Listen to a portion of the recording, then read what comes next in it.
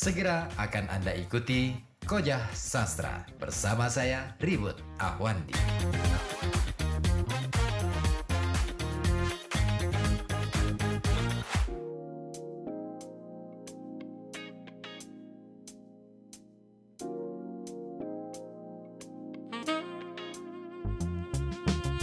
Ya, Assalamualaikum warahmatullahi wabarakatuh. Selamat malam, selamat kembali berjumpa di Kojah Sastra hanya dari FM 91,2 Radio Kota Batik News Interaktif Solutif. Tentunya bersama saya Ribut Ahwandi di kesempatan malam hari ini edisi ke-236, tanggalnya 24 April 2025. Wah, berarti kalau 236 berarti sudah berapa tahun ya? Sudah nggak hitung. Katakanlah misalkan satu tahun itu 52 minggu. Wah, dihitung sendiri deh, berarti sudah 5 tahun Kojah Sastra bertahan di sini. Ya, semoga aja ini akan menjadi wahana bersama untuk belajar bersama mengenal dunia sastra, dunia kebudayaan, dan yang terpenting adalah dunia kehidupan manusia yang sebenarnya seperti apa. Karena berbicara tentang sastra, sebenarnya kita banyak dimensi yang bisa kita ambil, banyak dimensi yang bisa kita ulik, terutama mengenai kehidupan manusia itu sendiri. Nah, dan salah satu aspek kehidupan manusia yang menjadi dasarnya adalah religiositas. Religiositas di sini bukan soal agama, tetapi lebih pada bagaimana orang pada akhirnya menemukan jalan terbaiknya untuk menempuh hidup, sehingga dia akhirnya memilih jalur mana yang kemudian dianut sebagai bagian dari ajaran terbaik untuk dia menyelami kehidupan. Nah, malam hari ini bertepatan dengan masalah religiositas dan juga spiritualitas nanti ya. Kita nanti akan selama 2 jam kita akan bahas. Nah, ini seru nih kayaknya nih. Ini edisi yang menurut saya sangat-sangat bombastis.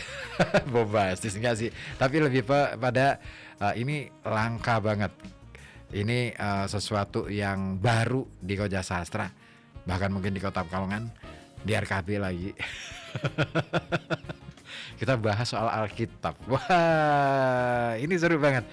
Tapi dalam konteks saya mau melihat ya, kita menilik mengenai nilai sastrawinya seperti apa. Karena kita tahu yang namanya kitab suci, semua kitab suci, agama apapun ditulis dalam bahasa yang indah, estetik, ditulis dengan bahasa sastra yang gak cukup hanya sekali dibaca, berulang-ulang kali dibaca, bahkan berulang-ulang pun belum tentu kita paham.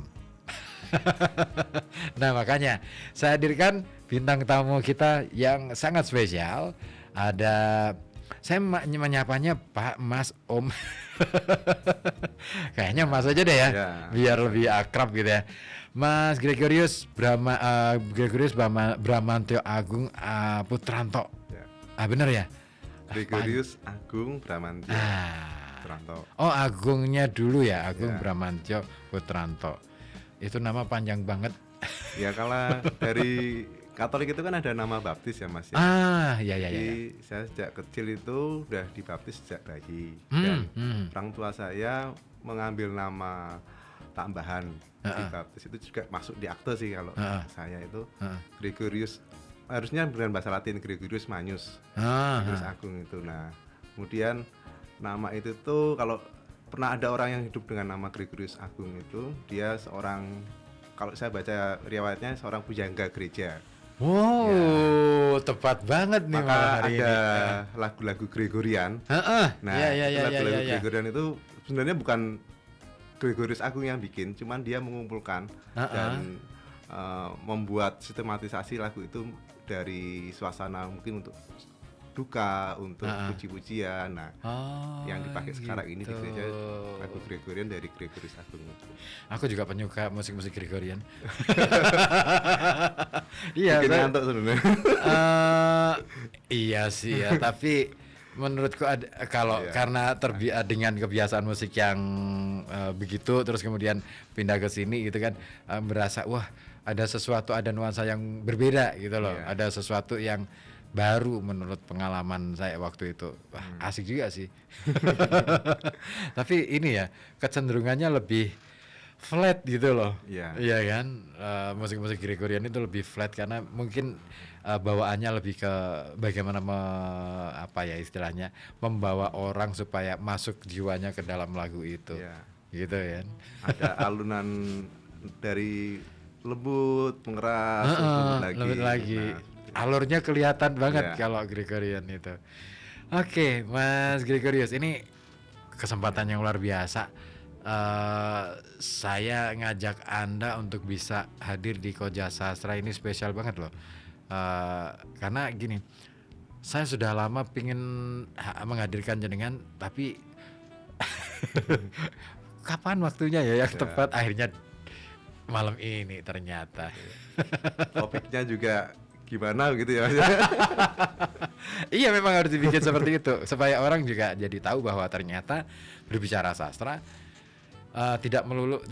Jadi sastra itu bisa membuka sekat-sekat yang selama ini mungkin menjadi tabu dalam kehidupan kita sehari-hari. Ya. Bisa menjadi akhirnya menjadi pembatas. Dan ini sastra dan budaya itu kan sesuatu yang cair saya kira. Nah makanya malam hari ini saya pingin apa ya, nanti aja deh. Nanti kita akan ulas lebih dalam lagi mengenai Alkitab dalam pandangan nilai sastrawinya seperti apa gitu. Tapi ngomong-ngomong soal kesibukan dulu nih. Kesibukan ngapain ini Mas Gregorius? Baik, selamat malam Sobat Radio Kota Batik. Kawan kalau kita tuh. Oh, kawan ya. Kawan Koja Sastra aja deh. Kawan Koja Sastra. Oke, ya saya pribadi keseharian saya sebenarnya adalah guru ya, dan tentu untuk menjadi guru saya pernah bersekolah dan nggak jauh-jauh dari soal agama ya, karena di Katolik itu ada 2 jurusan, mau ambil yang khusus ajaran agama atau kalau yang di IAIN mungkin tarbiyah apa? Tarbiyah Ya, itu pendidikan ya. Pendidikan. Terus kalau saya ambil yang jurusan teologi. Oh. Ya. Jadi dalam teologi itu sendiri di dalamnya juga ada membahas sedikit juga soal filsafat karena bagian dari teologi yang di Katolik itu pengaruh kuat filsafatnya itu kental ya karena berkembangnya kurang lebih hampir bersamaan. Oke. Ya. Seperti tokoh-tokoh filsafat kayak Thomas Aquinas. Ya. Terus buku pola berpikir yang ada di dalam Alkitab pun nggak terpengaruh sekali dengan gaya filsafat itu. Ya. Sehingga ya kami harus mengambil mata kuliah itu juga filsafat. Lalu saya menyelesaikan studi sampai agak dipaksa waktu itu sampai S2. Yang hampir S2. Hampir di DO. Wah, kok bisa? Ya singkat cerita karena terkendala ya penelitian, saya nggak terbiasa dengan penelitian. Waktu itu saya meneliti soal bagaimana orang yang menikah beda agama. Ya. Seru ya, tuh temanya. Orang yang menikah, orang Katolik yang menikah dengan orang Muslim atau orang Buddha, Hindu macam itu. Nah, bagaimana kelanjutannya dari pernikahan itu? Apakah dia bisa mendidik anak-anaknya sesuai dengan iman yang diyakini itu. Nah, terus ya agak kesulitan juga membahasakan itu. Kemudian referensi juga terbatas. Waktu itu ya. Syukurlah akhirnya bisa selesai dengan kebaikan dosen. Ya ekspektasi saya penting selesai dulu lah ya, dan saya merasa ya itu sesuatu hal yang banyak saya belajar dari sisi narasumber saya ya. Dia harus berkompromi dan juga ya tetap menjaga keutuhan rumah tangga mereka dengan sekelumit perbedaan iman itu kan nggak mudah. Justru dari situ saya belajar sisi lain dari dunia akademis seperti itu. Dulu kuliah di Jogja, di kampus saya itu masih satu gabungan dengan Sanata Dharma, Fakultas Teologi Weda Bakti. Oke. Oh masih di satu yayasan yang sama ya. oke. Awalnya terpisah, kemudian supaya lebih diakui secara nasional. Sebenarnya fakultas kami itu udah diakui dari Kepausan. Ya, karena banyak dosen kami yang berkuliah ambil S3 di Roma, di Itali, dan memang ada beberapa mata kuliah yang spesialisasi untuk bisa diakui oleh Kepausan itu, dari Vatikan itu. Nah, kemudian supaya secara institusi lebih kuat lagi, akhirnya digabungkan dengan Universitas Sanata Dharma. Oh, Ya, gitu DPR. ceritanya. S1, S2 di sana semua. Ya, Keren. Kenapa milih teologi? oke. Ya karena banyak hal sih Mas, saya juga waktu itu sempat bermimpi, bercita-cita menjadi seorang pastor. Gitu, ya. Wah, cita-cita mulia tuh. Cita-cita mulia. Ya. Dan merasa ya banyak hal saya ingin tahu lebih dalam soal gereja dan bagaimana sih penghayatan iman orang zaman sekarang itu kan pasti nggak bisa dikatakan ya relatif memudar ya dengan perkembangan zaman gitu. Dan Iya benar. saya bertanya-tanya kenapa kok ada kecenderungan ini gitu ya. Padahal di Indonesia itu masih tergolong bagus loh Mas. Artinya dari sisi umat Katolik ya, kalau dari sisi umat Katolik itu ke gereja ya cukup rajin gitu ya. Iya tiap minggu. benar. Baik yang anak-anak, remaja, terus dewasa, orang tua itu masih cukup intens. Tapi di Eropa itu sudah mulai berkurang. Saya sempat lihat dia di YouTube misa online yang di streamingkan entah di Prancis tadi. Kok sing misa tua-tua gitu. Di Eropa sana ya. Di Eropa ya. Oh, kita masih lumayan bagus ya. Betul ya. Masih ada sense religinya masih kuat gitu ya. Saya kira itu di semua agama kayak gitu deh kayaknya. Orang Islam pun dari anak-anak kecil sampai orang tua masih mau ke masjid gitu loh. Sama ya di Katolik juga begitu ya. Keren. Apa yang membuat pernah nggak itu diteliti kenapa orang-orang Indonesia ini begitu taat dalam beragama, terutama menjalankan ibadah ritual kayak gitu di Katolik gitu? Ya kalau dilihat sih kita kan masih mungkin lebih dari melihat agama sebagai warisan iman ya Mas ya.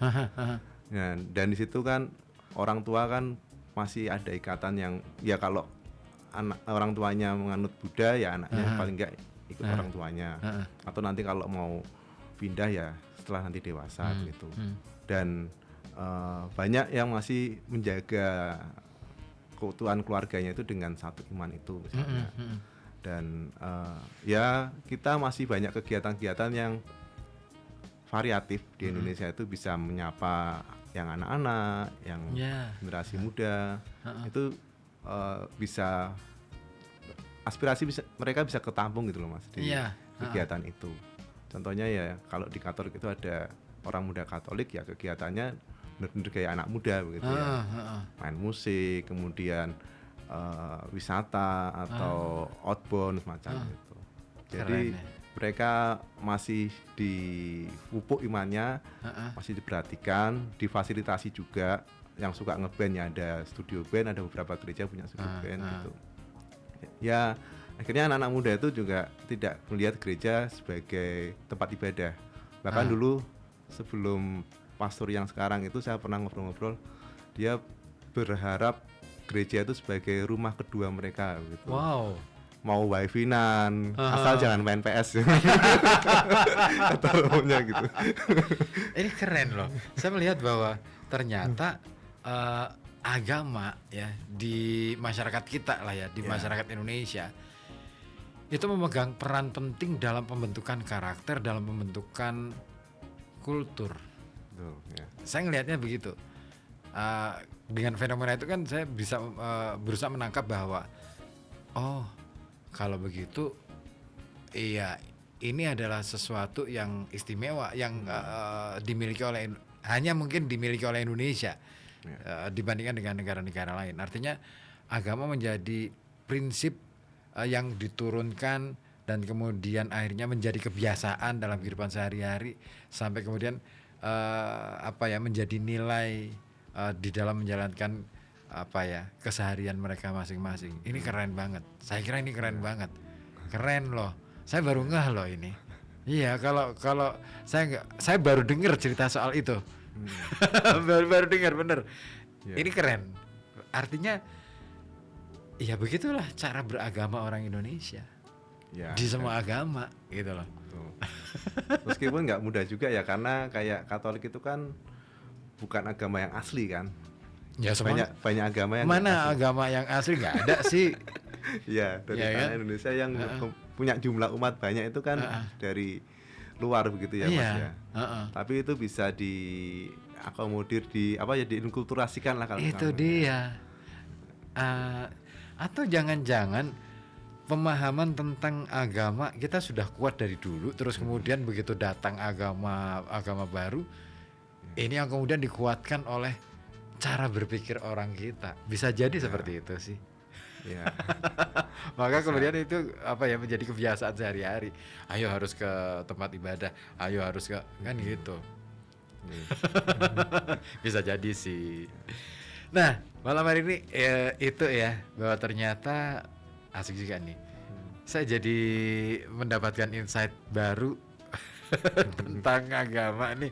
Nah, semoga aja ini juga menjadi insight baru buat pendengar Radio Kota Batik ya khususnya, dan juga kawan-kawan yang selalu memantau siaran Koja Sastra. Nah, untuk malam hari ini bukan sengaja ya, karena ada kendala teknis maka siaran langsung tidak saya bikin di YouTube, tetapi nanti setelah ini nanti akan saya upload ke YouTube-nya Koja Sastra supaya nggak kepotong-potong, karena khawatirnya kalau ini teknis kita ini agak sedikit bermasalah dengan sinyal wifi yang kadang-kala naik turun, sehingga beberapa kali tayangan langsung itu kepotong-potong. Ada yang sempat komplain soalnya.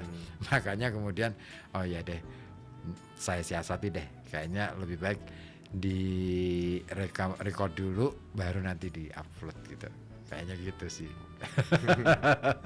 Mas Bram kan di SMA Bernadus sebagai guru agama Katolik. Iya. Sejak kapan di sana? Saya di sana sebenarnya terhitung baru ya Mas ya. Belum ada 5 tahun. Wow. Berjalan 4 tahun ini. Kemudian sebelumnya ya tadi saya sempat mau menempuh pendidikan sebagai calon imam itu, calon pastor itu. Kemudian ya setelah keluar kemudian saya coba masuk ke sekolah itu mengajar. Dan ya baru berjalan 4,5 tahun inilah kurang lebih ya. Banting setir nih ceritanya. Ya nggak terlalu sih. Ya dulu ketika pengen jadi pastor, apa yang dipikirkan waktu itu? Ya sesimpel anak remaja dulu ya Mas ya, karena melihat ada sesuatu yang lain gitu ya. Dan waktu itu sih misalnya ya saya melihat yang eksternal aja gitu loh. Nggak ribet hidupnya seorang romo pastor itu ya, dengan urusan keluarga gitu nggak ribet. Terus segala kebutuhan itu ya ada yang membantu. Banyak umat yang peduli di Indonesia ya umumnya seperti itu. Dan yang ngerasa lebih bisa banyak kawan aja ketika waktu itu. Saya ngerasa nggak ada lingkup yang membatasi saya gitu. Gitu ya. Oke, sebelum dilanjut saya mau mungkin sedikit inilah ya, kita rehat sebentar sebelum nanti kita akan bahas mengenai menilik nilai sastrawi dalam Alkitab. Nah, seperti apa? Jangan kemana-mana, tetap di sini di FM 91,2 Radio Kota Batik News Interaktif Solutif, dan tetap pantengin terus Koja Sastra. Satu lagu terlebih dahulu yang dibawakan oleh Iwake featuring Sujiwo Tejo, Mampir Ngombe. Ya, hidup itu cuman mampir ngombe kok, nggak lebih dari itu. Karena kita itu sebenarnya makhluk yang mudah dahaga, apalagi soal iman. Kita harus dahaga iman.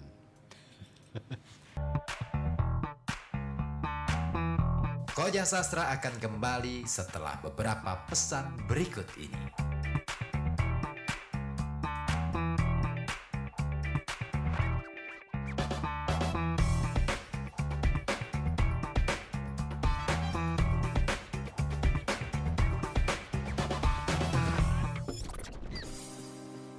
Punya karya puisi, cerpen, atau esai, atau rekaman pembacaan puisi, rekaman pembacaan cerpen, atau juga rekaman musikalisasi puisi kamu? Kirimkan saja ke Koja Sastra. Alamatkan ke email kojasastra@gmail.com. Karya kamu akan dibaca dan diulas di Koja Sastra. Simak acaranya hanya di FM 91,2 Radio Kota Batik setiap Kamis pukul 19 sampai 21.00. Kamu juga bisa pantengin via live streaming di channel YouTube Koja Sastra. Dengan ilmu pengetahuan kita bangun peradaban, dengan teknologi kita bangun kemajuan, dan dengan sastra kita bangun kehalusan budi dalam berkebudayaan. Salam sastra, salam Koja Sastra.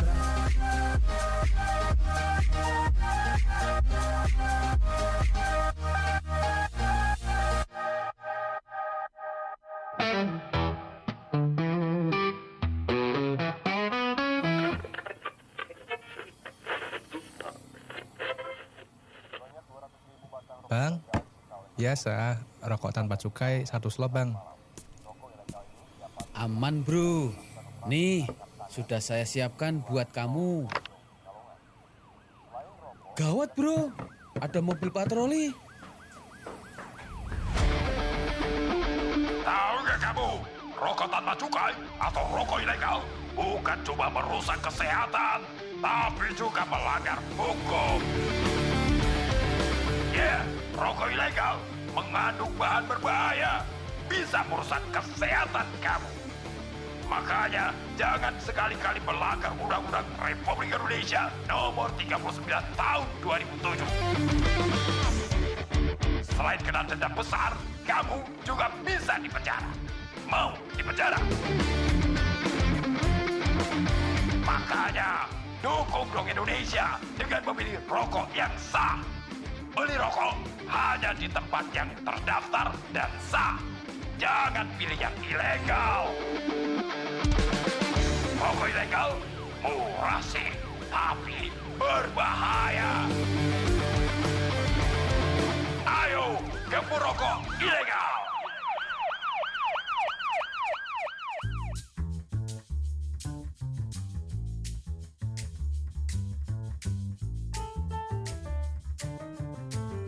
Anda masih menyimak Koja Sastra bersama saya Ribut Ahwandi hanya di FM 91,2 Radio Kota Batik.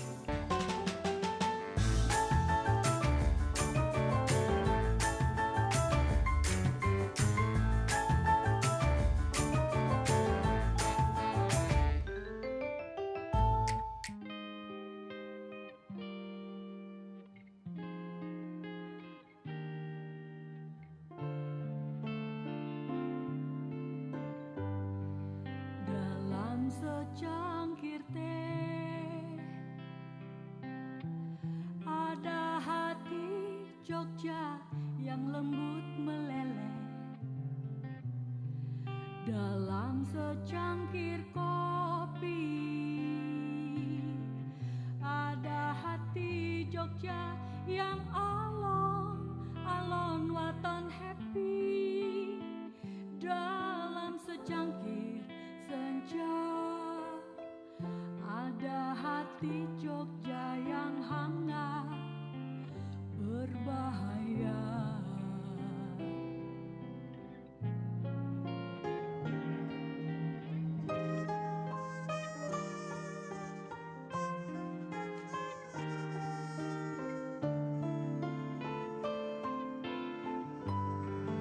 Dalam secangkir teh ada hati Jogja yang lembut meleleh. Dalam secangkir kopi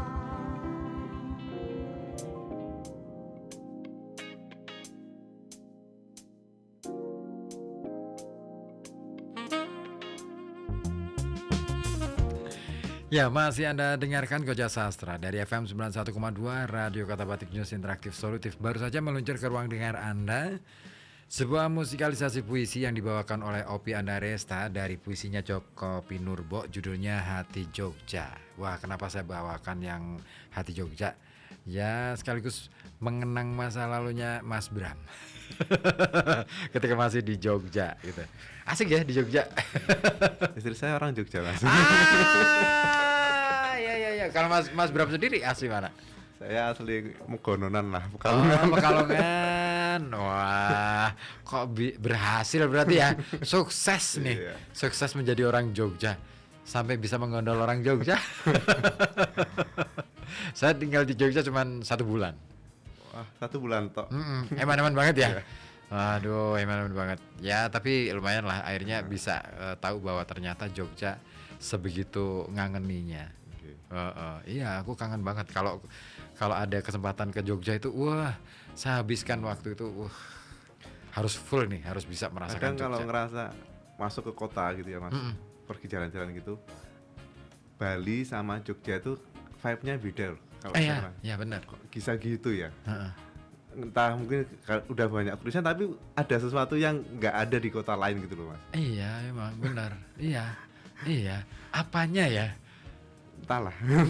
Benar. Menurutku magic banget loh. Iya. Magic banget. Artinya ada kekuatan yang tidak kita paham, ya kan, tentang Jogja, apa sih itu? Yang itu tidak dimiliki oleh kota-kota lain dan selalu ngangenin orang itu ketika nyebut Jogja, Jogja gitu. Langsung, wah, pengen dong gitu. Kalau Bali, oh Bali gitu kan. Itu wow-nya beda. Wow-nya Bali dengan wow-nya Jogja beda. Nah, tinggal Pekalongan, wow-nya Pekalongan yang kita tunggu. Nah, oke, Mas Bram, kita mau bahas agak lebih serius lagi nih, agak menukik. Saya pengen tahu nih, kalau di dalam Alkitab itu sendiri sebenarnya apa sih yang bisa kita pahami melalui Alkitab itu dalam konteks melihat nilai sastrawinya itu seperti apa? Ya. Yang dijelaskan ini kan Alkitab itu ya buku ya. Buku yang terdiri dari banyak kitab-kitab gitulah. Dan kalau kita lihat Alkitab yang dipunya orang Katolik itu agak berbeda sih dengan Kristen. Seperti yang saya bawa ini kan ada tulisan Deuterokanonika. Itu tambahan-tambahan kitab yang tidak dipakai di jemaat Kristen, Protestan dan pada umumnya itu. Dan begitu banyak kitab yang dijadikan satu ini bisa kita kemudian ya kayak kita main ke perpustakaan gitu loh, Mas. Ya, kita mau nyomot buku yang mana, kita tertarik yang mana. Nah, itu bisa seperti itu kita membaca. Dan Alkitab yang tebal ini secara mudah dibagi menjadi 2, ada Perjanjian Lama dan Perjanjian Baru. Dan itu juga istilah yang sebenarnya punya makna yang luas sekali dalam dan karena perjanjian itu ada hubungannya dengan hubungan relasi Tuhan dengan manusia sebenarnya. Jadi Allah itu menjanjikan keselamatan dan kalau manusia itu ya yang dituntut adalah kesetiaan. Maka bagaimana dua belah pihak itu saling menghidupi janji itu ya Allah yang akan menjanjikan keselamatan dengan manusia yang setia pada ajaran dan perintah Allah gitu. Nah itulah yang secara umum sih, Mas, dari intinya di situ itu, ya. Oke. Nah tapi kalau kan ada anggapan gini, saya pernah mendengar sebuah, saya nggak tahu apakah itu asumsi atau bagaimana, tetapi ada teman yang mengatakan bahwa dalam konteks kesusastraan Alkitab ini lebih cenderung ditulis dalam bahasa yang prosais.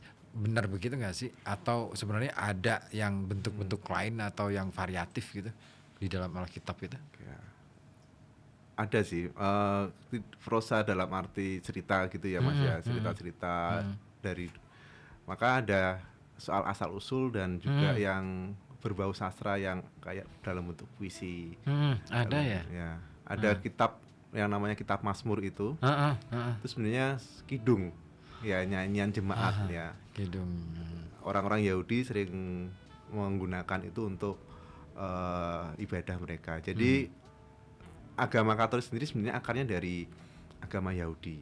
Maka perjanjian lama itu ya banyak kombinasi kitab yang berasal dari bangsa Yahudi itu, ya kitab-kitab Yahudi termasuk Mazmur, terus Kejadian, ya kemudian masuk ke kitab nabi-nabi yang Ya, ya. ada di situ. Dan bentuk-bentuknya ya tadi ada puisi, ada juga yang saya rasakan ada model-model retorika yang khasnya orang zaman dulu gitu loh Mas. Heeh. Jelaskan. Misalnya di Israel itu unik, ya orang Yahudi unik menganggap Allah itu nama yang sakral, Mas. Ya, Gimana sakral tuh sehingga tidak sembarangan bisa diucapkan? ya Allah, saya membutuhkan pertolonganmu dan macam itu enggak. Dia bisa, ya? menggunakan padanan kata yang lain. Nah, Oke. misalnya Allah itu kan Yahweh ya. Aha, Misalnya aha. bahasa Ibraninya. Nah, itu dia mencari padanan kata yang misalnya Adonai, Elohim, Elohim, ya, ha. Itu supaya menjaga sakralitas nama Allah itu. Segitunya ya. Maka ya sekarang perdebatannya ketika Alkitab itu diterjemahkan. Saya pernah mendengar ada dua pandangan ya. Aha. Mau menerjemahkan yang Yahweh ini sebagai Gusti Pangeran, mau diterjemahkan bahasa Jawa gitu. Heeh. Gusti Pangeran atau apa gitu. Nah, ternyata ada kelompok yang meminta Yahweh tetap ditulis Yahweh gitu.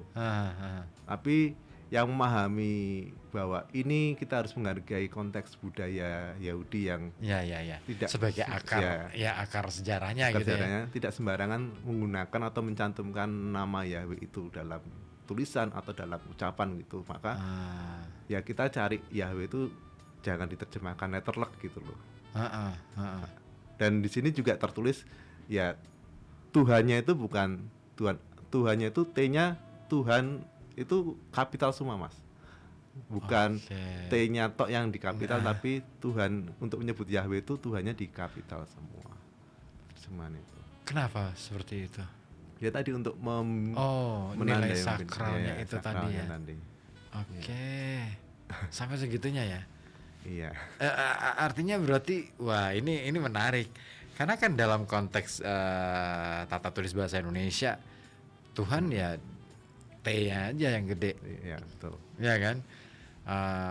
Bahkan kalau dalam agama Islam misalkan Allah itu A-nya aja yang gede. Yang belakangan huruf-huruf kecil semua. Iya. Oh, gitu ya. Sampai segitunya ya. Iya, Sangat cermat banget ya.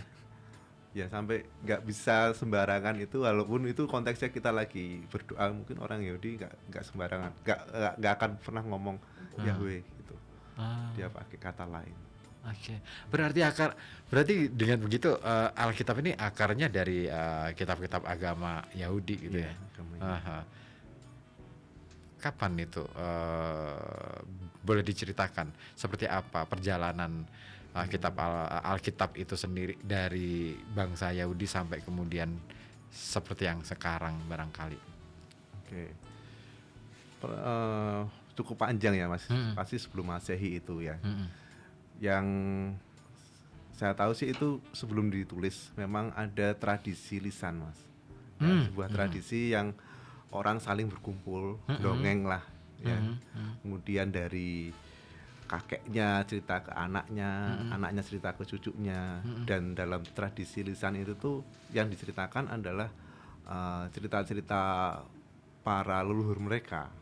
Dan tentu karena belum ada sosial media dan banyak hal itu ya, orang dulu itu sangat kuat daya ingatnya, dan sehingga ceritanya itu ya mungkin ditambahi sana sininya nggak terlalu banyak gitu ya. Masih asli gitu ya cerita yang dipegang itu. Nah kemudian budaya tulis menulis itu baru muncul ketika zaman kerajaan. Ya, melihat ada kerajaan-kerajaan di sekitar Israel itu, mereka baru memikirkan bagaimana ini cerita-cerita ini ditulis gitu. Nah memang sudah ada cendekiawan yang waktu itu sebagai asisten raja untuk menulis asal usul alam semesta dan segala macam cerita kerajaan bangsa Israel yang dibebaskan dari bangsa Mesir macam itulah. Itu mulai dirunut lagi, terus banyak sastrawan juga menulis soal tadi yang berbau puisi semacam itu juga mulainya di zaman-zaman kerajaan itu munculnya. Nah, memang tulisan-tulisan itu banyak yang hilang dalam arti yang aslinya itu hanya ditemukan salinan-salinan. Itu pun berpencar-pencar gitu loh Mas tempatnya, karena waktu itu kan banyak yang bangsa-bangsa lain itu juga mengincar bangsa Israel ya. Sampai warisan sejarah itu mau dibumi hanguskan ya. Ada banyak bendel itu disimpan di gua-gua seperti itu.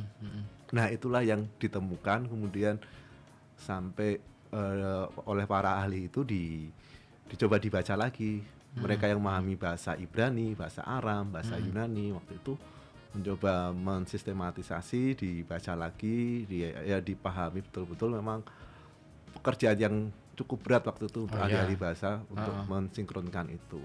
Nah, memang uniknya di sini Alkitab itu ya oleh gereja Katolik diakui memang buatan manusia, dikarang oleh manusia yang memang dia digerakkan ya, itu semacam dapat inspirasi begitulah Mas untuk menulis itu.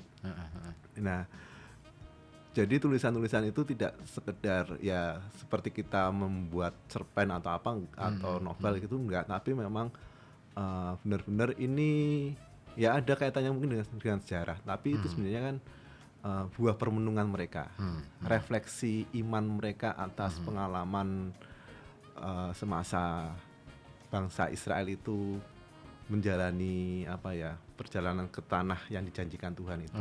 Nah, mereka merefleksikan pengalaman hidup mereka dan relasi mereka dengan Allah itu, akhirnya itulah yang digunakan oleh bangsa Yahudi dan juga kami ikut mengambil inspirasi itu, dan diterjemahkan itu juga belum lama sih Mas. Diterjemahkan dalam bahasa apa? Bahasa masing-masing bahasa lokal begitu ya. Itu juga proses yang panjang ya. Juga ada perdebatan waktu itu sampai pecahkan gereja Katolik itu. Karena waktu itu karena pandangan yang lama itu menganggap ya hanya boleh satu bahasa itu. Akhirnya Katolik membuka ruang untuk diterjemahkan juga ke dalam bahasa-bahasa lokal. Nah, para penerjemah ini juga mengalami kesulitan untuk memahami logika berpikir, alam pikir saat itu gitu ya Mas ya. Apalagi diakui memang dalam bahasa Latin itu ada dua kata yang mirip. Tradere dan traduere. Tradere itu menerjemahkan, traduere itu mengkhianati. Ya. Konsekuensinya adalah seorang penerjemah tidak mungkin sampai bisa mengetahui persis maksudnya dari pengarang itu. Kadang-kala sulit. Dan akhirnya ya bisa saja itu diolah sedemikian rupa, mungkin jadi lebih bagus atau apa. Penerjemah itu harus berpikir supaya ini sama persis dengan yang dimaksud gitu. Kan jarak ya, kan berarti kan ada jarak masa antara para, saya tidak akan menyebutnya sebagai penerjemah ya, tapi lebih tepatnya mungkin penginterpretasi gitu ya, ya penafsir gitu. Karena jarak waktu dan ada jarak waktu, jarak budaya, jarak sejarah, apalagi jarak pikir. Nah ini kan terus gimana caranya para penafsir ini kemudian sampai bisa menemukan itu?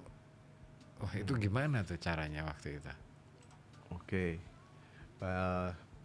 Karena ini sesuatu hal yang harus flashback ya Mas. Jadi tentu perlu bantuan juga dari ahli-ahli sejarah waktu itu. Ada tulisan-tulisan sejarah Romawi misalnya, sejarah Romawi itu juga masih dipakai ya, walaupun itu Oke. juga tulisan-tulisan kuno. Maka untuk menentukan keaslian gitu ya Mas ya. Misalnya ini tahun 2003 ini 2025 ini ditemukan teks gulungan kitab gitu ya. Nah, itu nanti dengan bahan tertentu, bahan kimia tertentu itu dicek, bisa ada teknologi yang mengecek kira-kira ini ditemukan tahun berapa, ditulis tahun berapa gitu. Oke. Ya. Terus dibandingkan. Artinya ketika kita menemukan gulungan kitab ini dibandingkan misalnya ada dua tulisan yang sama, hampir mirip tapi ada perbedaannya juga. Nah, mana teks yang lebih tua begitu. Nah, yang diambil itu yang lebih tua. Lebih tua. Gitu. Karena Oke. bisa dianggap ya lebih natural, lebih nggak banyak ini kesalahan penulisan atau apa gitu. Oh gitu. Ribet banget ya. Pasti lah. Kita tinggal menikmati ini udah jadi. Makanya saya jadi berimajinasi zaman itu seperti apa ya. Sementara kan teknologi belum begitu ya, belum begitu secanggih sekarang. Kita mau memindai aja kan zaman dulu belum ada alat pindai. Sekarang aja ini yang agak lumayan kita bisa mendapatkan itu. Nah, proses itu terjadi berapa lama itu Mas untuk bisa menemukan atau bahkan menerjemahkan kayak gitu tuh? Atau sampai sekarang masih juga berlangsung gitu? Berapa lamanya sih saya kurang tahu persis ya Mas. Tapi yang jelas sekarang ini juga terus menerus dicoba disesuaikan bahasa penerjemahannya itu. Yang jadi semangatnya adalah supaya ini tidak hilang dari bahasa yang sebenarnya gitu. Ya tetap menyesuaikan dengan perkembangan bahasa sekarang, tapi jangan sampai ini menjadi salah tafsir begitu loh. Oke. Dengan situasi sekarang. Kadang orang pinginnya ini buat disederhanakan sih supaya tidak kesulitan kita memahami ketika membaca begitu loh Mas. Maka ada terjemahan sehari-hari, terjemahan baru kayak gitu tuh. Oh gitu. Ya, ada Oh banyak. gitu. Iya sih ya. Kehidupan kita kan serba praktis sekarang. Ya, nggak mau mikir yang lama-lama pingin bahasa yang enak gitu dibaca. Padahal bahasa-bahasa kitab-kitab suci ini bisa di semua kitab suci, saya kira di semua kitab suci agama apapun itu bahasa yang rumit. Nggak bisa kita itu menangkap hanya sekali dengar gitu kan. Nggak bisa kita menangkap dengan sekali membaca, harus berulang-ulang. Nah, begitu juga nggak sih sama Alkitab? Oh, tentu Mas, buat yang nggak ikut atau nggak mendalami misalnya studi Alkitab ya, studi kitab suci itu juga pasti sulit sekali untuk memahami konteksnya apa ini ditulis misalnya. Nah, ada satu kitab yang terakhir itu kitab Wahyu. Ya, kitab Wahyu itu saya juga jarang-jarang baca yang Wahyu ini karena Kenapa? terlalu ini ya, imajinatifnya itu ada naga ya yang terbang. Kemudian naga itu berjumpa dengan seorang perempuan bermahkota apa macam itu. Nah, ini daya imajinasi pengarangnya itu menggambarkan sebenarnya itu kitab Wahyu itu terakhir kan menggambarkan akhir zaman. Ya, sampai seperti itu untuk penafsirannya. Nah, situasi yang jauh ke depan itulah yang ini apakah seperti ini nanti ada bencana dan segala macam itu sudah tertulis. Oh gitu ya. Ya. Sebegitunya. Padahal itu bahasa Indonesia sendiri ya. Betul, bahasa Indonesia sendiri, tapi menetap dan memahaminya itu kok nggak habis pikir. Mending bahasa yang lainnya lah dari yang sama. Sebegitu imajinatifnya ya. Iya. Artinya wah, seru ya. Saya jadi penasaran. Saya baru baca di bagian-bagian awal aja sih di Alkitab itu. Artinya belum sampai ke dalam-dalam. Jadi kayaknya masih banyak hal yang perlu saya pelajari, saya baca karena saya dalam konteks ini, kalau saya kan membaca Alkitab itu dulu untuk memahami, kan saya ketemu nih karya-karya sastra yang ditulis oleh para penulis Katolik misalnya, atau misalkan yang mencoba untuk menginterpretasikan ajaran-ajaran Katolik ke dalam karya-karya sastra gitu.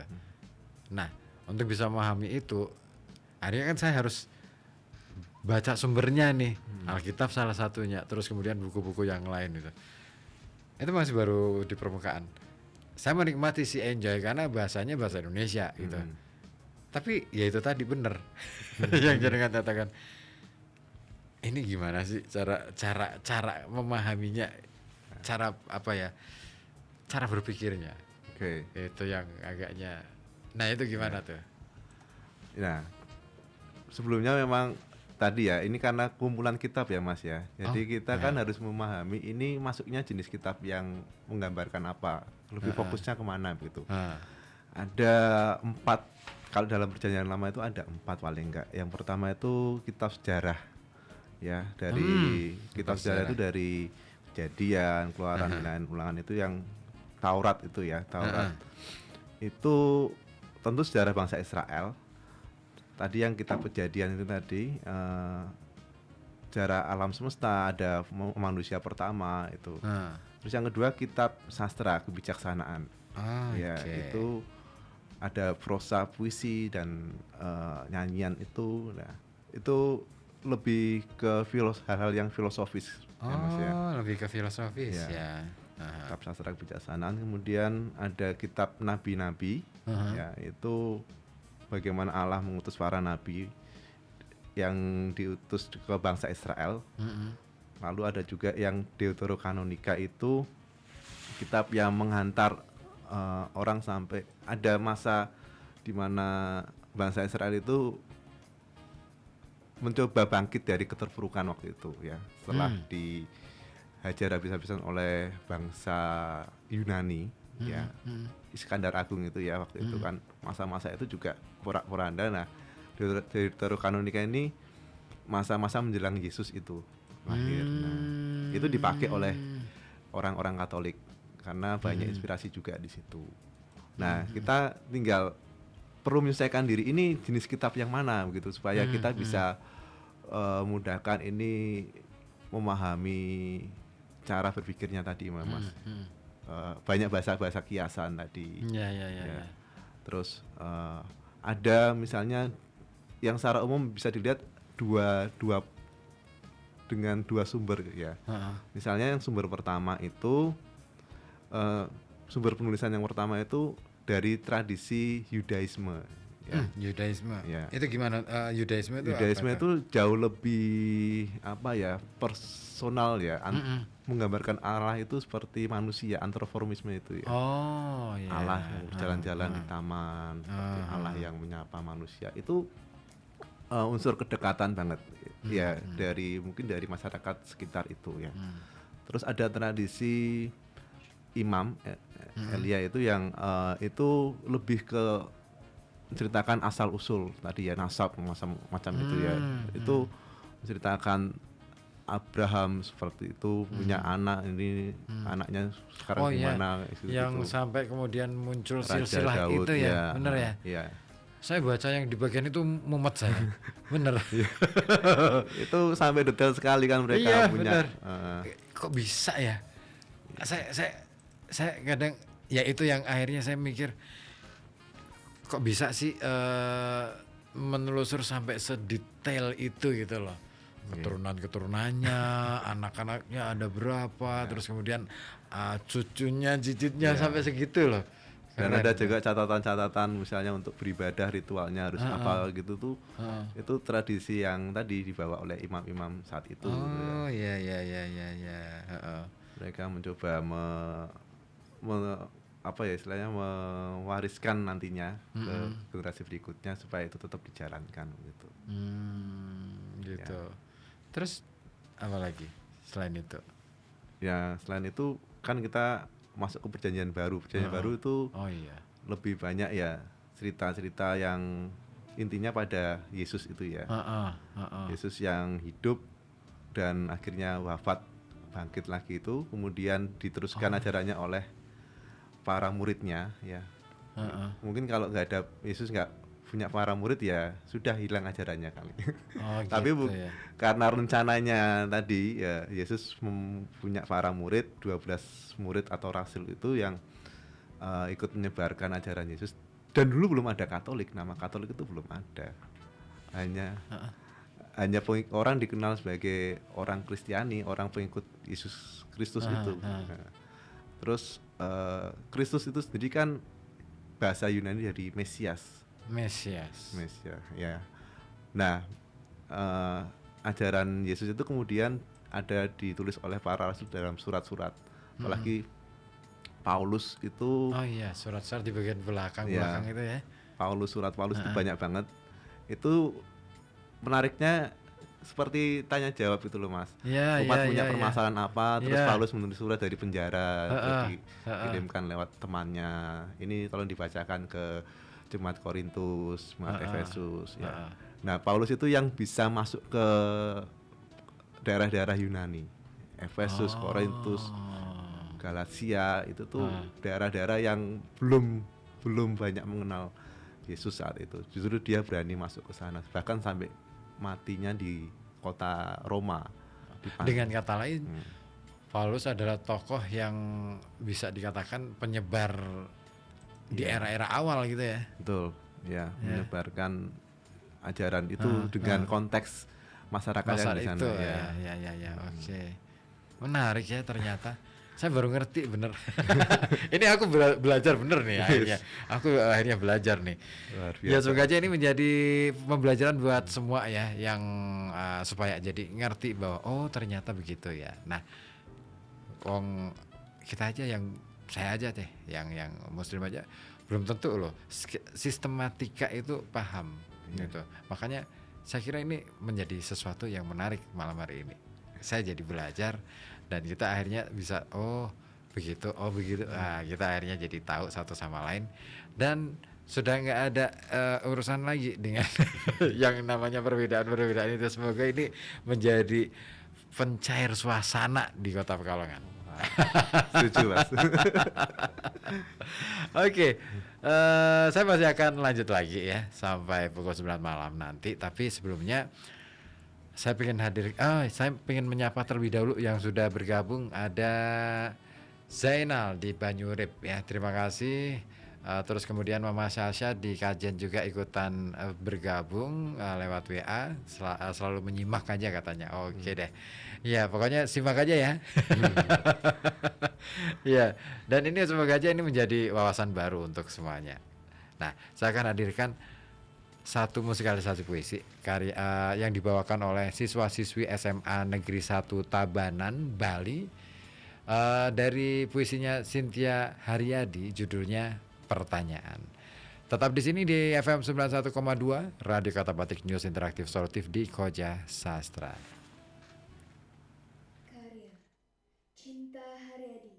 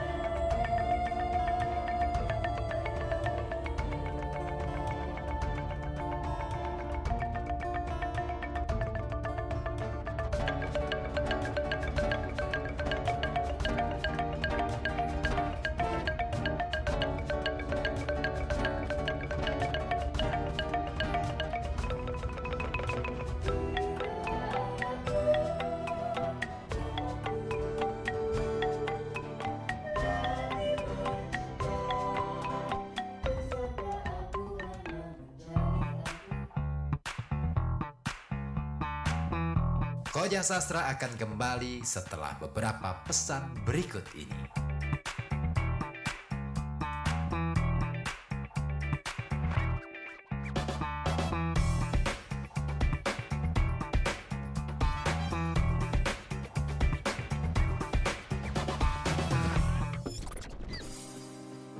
Punya karya puisi, cerpen, atau esai, atau rekaman pembacaan puisi, rekaman pembacaan cerpen, atau juga rekaman musikalisasi puisi kamu.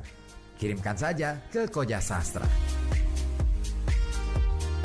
Alamatkan ke email kojasastra@gmail.com. Karya kamu akan dibaca dan diulas di Koja Sastra. Simak acaranya hanya di FM 91,2 Radio Kota Batik. Setiap Kamis pukul 19 sampai 21.00. Kamu juga bisa pantengin via live streaming di channel YouTube Koja Sastra. Dengan ilmu pengetahuan, kita bangun peradaban. Dengan teknologi, kita bangun kemajuan. Dan dengan sastra, kita bangun kehalusan budi dalam berkebudayaan. Salam sastra, salam Koja Sastra.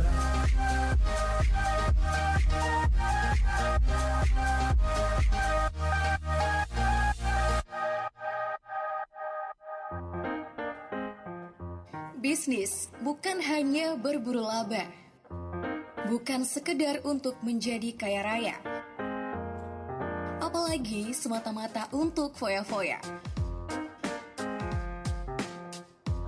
Bisnis adalah cara manusia untuk memaknai hidup, memberi arti pada setiap oksigen yang kita hirup. Mengambil pelajaran dari setiap jengkal kaki melangkah. Menghargai tiap butiran keringat yang menetes hingga kita memahami apa makna kata sukses. Ya, sukses adalah kesanggupan kita berbagi pengalaman, berbagi kegembiraan, berbagi kebahagiaan. Sebab yang Anda lakukan adalah inspirasi bagi banyak orang. Simak obrolan seputar bisnis di Inspirasi Bisnis setiap Jumat jam 1 siang hanya di FM 91,2 Radio Kota Batik. Bersama para pebisnis yang menginspirasi. Don't miss it.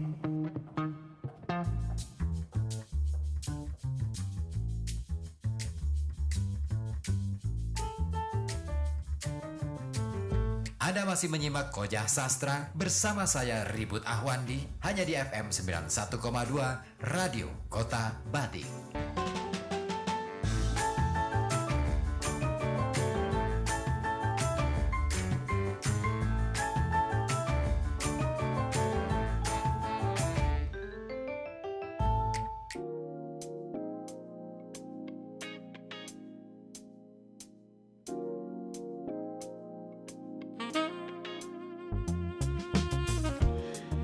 Ya, FM 91,2 Radio Kota Batik News Interaktif Solutif. Masih bersama saya Ribut Ahwandi di Koja Sastra. Dan terima kasih yang masih setia bersama kami di sini ya, di FM 91,2 Radio Kota Batik. Nah, mungkin barangkali sebenarnya banyak hal yang menjadi pertanyaan dari pendengar kita nih di Radio Kota Batik di Koja Sastra ini. Karena ternyata semakin kita gali, semakin kita coba ulik lebih dalam, menarik juga ternyata. Ya, ini saya jadi akhirnya ngerasa bahwa ya apa yang kemudian ditulis di dalam kitab-kitab suci itu sebenarnya semacam, boleh dibilang itu kan peristiwa-peristiwa yang sudah lalu dihadirkan untuk manusia zaman sekarang. Kan menjadi pertanyaan, sebenarnya ada apa? Atau jangan-jangan sebenarnya manusia masa kini perlu nih membaca masa lalu supaya ngerti bahwa hakikat dari manusia, hakikat dari kehidupan ini apa gitu loh. Bisa nggak tuh? Bisa nggak sih disebut bahwa kitab suci itu, Alkitab lah katakanlah seperti itu sebagai cermin? Oke. Pertanyaannya ini semakin berat ini. Ya, saya coba menjawab ya Mas. Tentu mungkin bisa nanti kita saling perkaya gitu ya Mas. Yang saya rasakan sebagai umat beriman gitu ya, tentu harus dipahami juga kalau kita kan bisa meyakini menerima Alkitab ini ya karena kita sebagai umat yang percaya Tuhan gitu ya. Mungkin bagi orang-orang yang tidak percaya Tuhan ya bisa melihat dari perspektif yang berbeda gitu ya. Nah, bagi saya sih yang penting kita tidak terlalu mengharafiahkan apa yang ada di sini begitu ya. Karena bagaimanapun kan ada konteks tadi. Kalau tulisan yang ditulis zaman dulu dengan kehidupan sekarang bisa saja masih berguna, bermanfaat. Tapi juga ada hal tertentu yang memang harus dilihat lagi gitu ya. Dan misalnya ya hal-hal yang tadi di Katolik itu kan ada banyak perbedaan dengan Yahudi kan. Ada ya? Ya, karena tadi misalnya soal makan ya. Makan, minum ya. Kalau tadi ya di Yahudi itu sangat menghindari hal seperti halnya orang Muslim. Orang Yahudi tidak makan makanan hewan yang dikatakan di Muslim haram gitu ya. Makan anjing, makan babi itu tidak boleh gitu ya. Dan di agama Katolik tidak ada larangan yang se-eksplisit itu. Hanya saja ya makanlah secukupnya, sewajarnya seperti itu. Dan justru yang menajiskan kita itu sesuatu yang bukan yang masuk, tapi sesuatu yang keluar dari diri kita. Ya, seperti ucapan kita, kemudian pikiran buruk kita yang kemudian jadi tindakan yang tidak baik, itu hal-hal yang menajiskan gitu ya. Dan itu yang dikontekskan zaman saat ini, itu yang disampaikan Yesus ya ternyata kami meyakini itu sesuatu yang tepat juga, karena ya kita masih berkutat soal itu, pikiran, kata-kata kita yang nggak baik itu ya bukan yang masuk tapi yang keluar dari diri kita, itulah yang seringkali nggak bagus. Nah, termasuk banyak misalnya, jadi di Katolik itu ada hierarki kebenaran Mas. Hierarki kebenaran. Nah, ini yang menarik nih, mungkin masuk ke situ ya. Hierarki kebenaran itu jadi yang atas sendiri itu adalah Alkitab, kitab suci. Ya. Kalau di Al-Quran mungkin Al-Quran dan hadis gitu ya, yang paling puncak. Maaf kalau saya sok tahu gitu. Nggak apa-apa. Salah pun nggak masalah. Ya, balik lagi tadi. Yang paling puncak itu yang tertinggi Alkitab. Kemudian yang di bawahnya itu ada magisterium. Magisterium itu ya, magistra itu kan guru, mengajar, ajaran-ajaran yang disampaikan oleh para pimpinan gereja.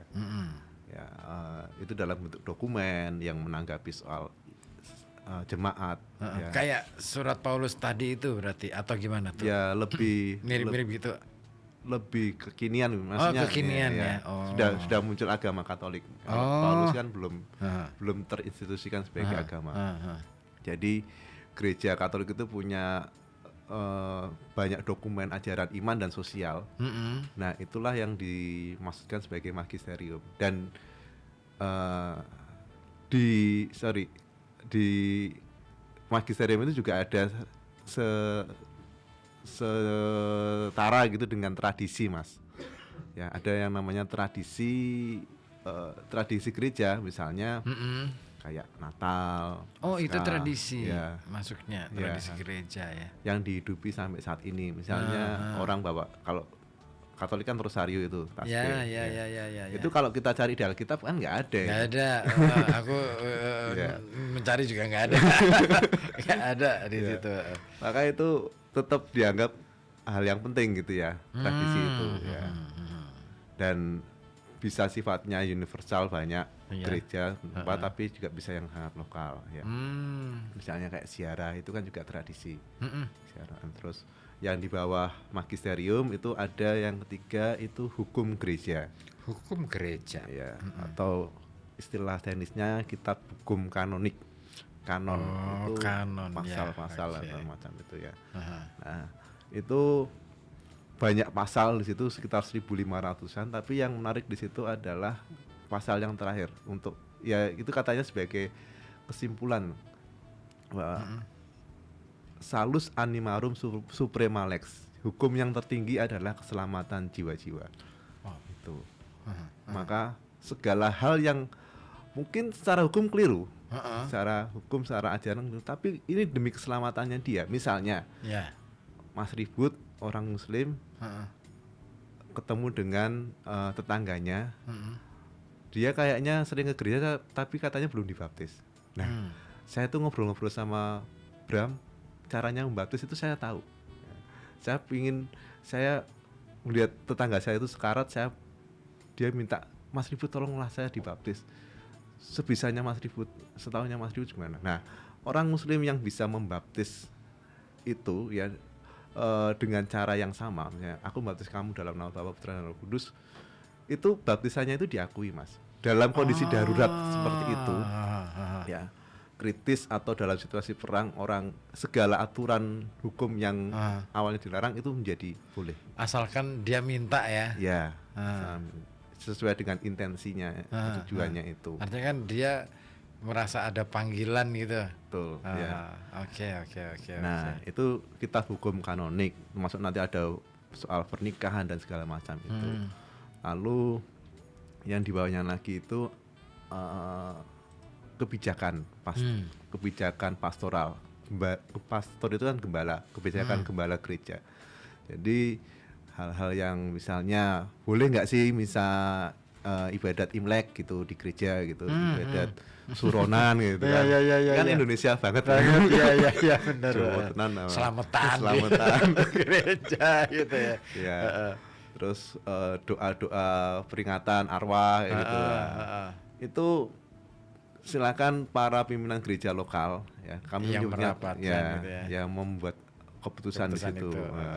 Tentu ada yang di tempat lain boleh, di sini kok nggak boleh. Ya, ada beberapa tempat juga nggak boleh ibadat Imlek itu. Misalnya pertimbangannya logis ya, itu kan acara tradisi kalian gitu ya. Silakan dirayakan di rumah masing-masing gitu kan.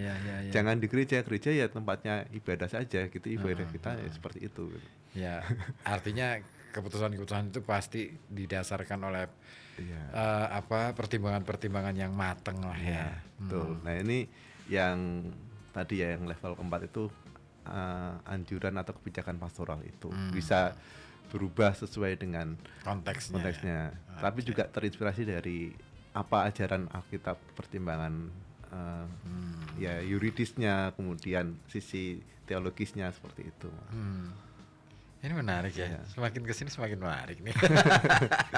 Tapi ya tadi asal tadi nggak otak-atik gatuk gitu loh. Iya benar. Iya jangan sampai gitu.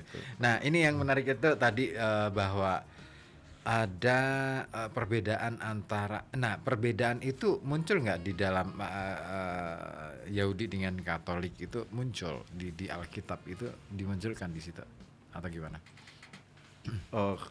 Ada sih munculnya, Mas. Orang Yahudi itu ya sampai sekarang itu masih memikirkan atau menantikan kapan itu yang disebut Mesias itu Raja Adil atau apa itu Mesias yang akan datang. Kapan itu mereka masih menunggu. Nah, sementara di Perjanjian Baru yang orang Yahudi nggak pakai Perjanjian Baru. Oh nggak pakai. Ya, orang Yahudi hanya Perjanjian Lama itu yang kita ambil, orang Katolik ngambil itu dari Perjanjian Lama, dan Perjanjian Baru itu yang di Katolik Kristen itu Mesias itu adalah Yesus itu sendiri. Oke. Ya, itulah yang kemudian orang Yahudi sangat membenci sebenarnya. Apa sih kok tiba-tiba mereka ngaku-ngaku ini Mesias gitu. Mereka nggak terima. Gitu. Nah, makanya ini juga menjadi wawasan baru nih. iya. Terus Kita gimana? sering ya tapi bagaimanapun Yesus itu ya orang Yahudi gitu kan. Iya. Beragama Yahudi tapi hanya dia nggak hanya sih, maksudnya dia membarui ajaran-ajaran yang menurut Yesus harus lebih apa ya, manusiawi gitulah. Misalnya kalau di Yahudi kasihlah sesamamu, dan soal musuh itu ya mungkin dijauhi atau apa gitu lah. Tapi Yesus memberikan ajaran baru, ya kasihlah musuhmu dan doakanlah orang yang menganiaya kamu. Sampai seperti itu. Jadi ini ajaran Yesus nggak mengatakan saya tidak menghapus ajaran-ajaran itu, saya dan nggak menambahkan, tapi saya juga mengenapi, lebih mengenapi atau merevisi sedikit lah gitu loh. Yang rasa-rasanya kurang pas kemudian ya, tapi itu kemudian dianggap ya ini pembelot atau ya orang yang menghujat Allah seperti itu. Oh gitu. Oh. Asik ya. Kata-katanya itu keren banget. Apa? Kasihlah Sesamamu dan doakanlah orang yang menganiaya kamu. Ini yang kayaknya berat ya. Ya, kalau ketemu mungkin ogah ya Mas ya. Terus tak sembayangi we. itu ajaran yang sangat bijaksana banget loh. Tapi berat rasanya deh melaksanakan itu emang. Aduh, ya Allah, apa ya istilahnya ini saya belajar banyak nih. Nah, ini menarik. Saya tadi sedikit menyinggung ini masalah hukum kanonik. Nah, ini kan menarik ya. Ada catatan sejarah mengenai kanonik ini yang kemudian sempat menjadi dalam koridor kesusastraan terutama. Ini kan sempat jadi perdebatan juga tuh. Artinya kan tradisi kanonik ini kan sudah lama terjadi ya. Ya, saya kurang tahu persis karena yang saya tak dapat itu ya kitab hukum kanonik sekitar ada perubahan sih Mas. Jadi sebelum 1965 itu gereja itu sangat memandang dirinya itu sebagai kelompok yang perfect, communio perfecta, itu sangat sempurna secara ajaran, secara ini segala hal yang ditanyakan itu bisa dijawab oleh gereja. Sehingga ya itu kemudian mulai ada pertentangan karena kemajuan teknologi saat itu. Nah, mulai agak membuka diri, ya menyadari kekilafannya dulu juga. Ya, terus ada banyak perubahan di situ, lebih menerima masukan, terus bisa membaur dengan budaya dan sekitarnya itu. Ya karena kan dalam sastra kan juga begitu, artinya diakui sih bahwa kanonisasi kalau dalam sastra kanonisasi itu ketika ada karya sastra dianggap sebagai karya sastra agung, atau katakanlah misalkan ada tulisan cerpen nih, oh ini yang sastra, oh ini bukan sastra nih gitu. Nah itu kanonisasi dalam sastra. Nah itu juga ada di proses Alkitab Mas. Nah gitu kan, kanonisasi tradisi itu ya yang ini. Nah apakah itu juga berimbas pada konteks saya ingin tahu nih gambaran kanonik yang seperti apa sih yang dilakukan oleh saudara-saudara di Katolik itu waktu itu? Ya, oke. Terkait dengan tulisan-tulisan yang dikumpulkan tadi itu kan ada proses tadi memilah, mencari kategori-kategori yang kanonik itu. Yang pertama tadi dari zamannya tulisan itu. Ya, dengan bantuan teknologi sekarang ini, ya saya nggak pernah tahu masuk ke laboratorium atau seperti apa. Jadi bisa ada alat tesnya untuk menguji keaslian teks paling nggak dari tahun berapa begitu. Ya. Tapi ini nggak sedikit saya potong. Apakah istilahnya soal siapa yang nulis, apakah itu menjadi pengaruh dalam hal ini dianggap sebagai kanon, oh ini bukan gitu? Wah itu yang sulit Mas, karena apalagi perjanjian lama itu kan banyak anonimnya ya, hanya ditulis misalnya Yesaya gitu. Yesaya siapa tahu muridnya, siapa tahu ini pengikutnya yang pandai menulisnya. Itu maka juga bisa dilihat isi tulisannya kan. Dan bahasa waktu itu juga akhirnya ya harus kayak Arab gundul gitulah Mas sama ya. Huruf vokal itu kan nggak ada. Nah, itu juga dilihat ini ajarannya terlalu apa ya, bukan nyeleweng tapi kayak susah dinalar gitu, gerambiang gitu. Misalnya Tuhan Yesus terbang gitu atau apa semacam itu tuh itu yang kami dihindari oleh kan proses kanisasi itu ya, otoritas itu ya, tapi tetap di kompilasi juga dikumpulkan ya. Hanya yang diambil itu yang ya sesuatu yang bisa dinalar begitu. Oh, penyeleksiannya begitu ketat ya? Iya. Oke. Seru juga ya proses. Nah nanti kalau sampai yang Kidung Agung itu ini juga ada kitab Kidung Agung itu Mas. Itu saya pengen tahu tuh Kidung Agung itu yang seperti apa sih? Ini saya cari dulu ya Mas ya. Nah kalau orang baca ini, orang kemudian bisa membayangin kayak novel cinta begitu. Iya. Aku membayangkan mirip ini. Ya maaf ya, Khalil Gibran. Iya. Khalil Gibran kan agak lumayan apa bahasa Alkitab itu kenceng banget kayaknya dia. Ini misalnya Kidung Agung bab 1 ayat 2 gitu. Ini langsung kiranya ia mencium aku dengan kecupan. Karena cintamu lebih nikmat daripada anggur. Nah, itu memang nuansanya dua sejoli seperti itu. Tapi padahal apa sih maksudnya itu? Ini kiasan dari bagaimana Tuhan yang mengasihi umatnya begitu loh Mas. Tidak kadang-kala harus seorang penyairnya itu berusaha menggambarkan ya pasang kekasih itu sampai cintanya digambarkan Artinya si penulis dari Kidung Agung ini ingin menyampaikan bahwa Tuhan begitu intim kepada manusia. Ya, sampai seperti ya, itu. Kan? Ya. Kitanya aja yang kadang-kadang nggak ngerti. Terus aku pengen denger lagi deh. Asik nih kayaknya. Oke, saya lanjutkan saja ya Mas ya. Harum bau minyakmu bagaikan minyak yang tercurah namamu. Oleh sebab itu gadis-gadis cinta kepadamu. Tariklah aku di belakangmu, marilah kita cepat-cepat pergi. Sang raja telah membawa aku ke dalam maligai-maligainya. Kami akan bersorak-sorai dan bergembira karena engkau.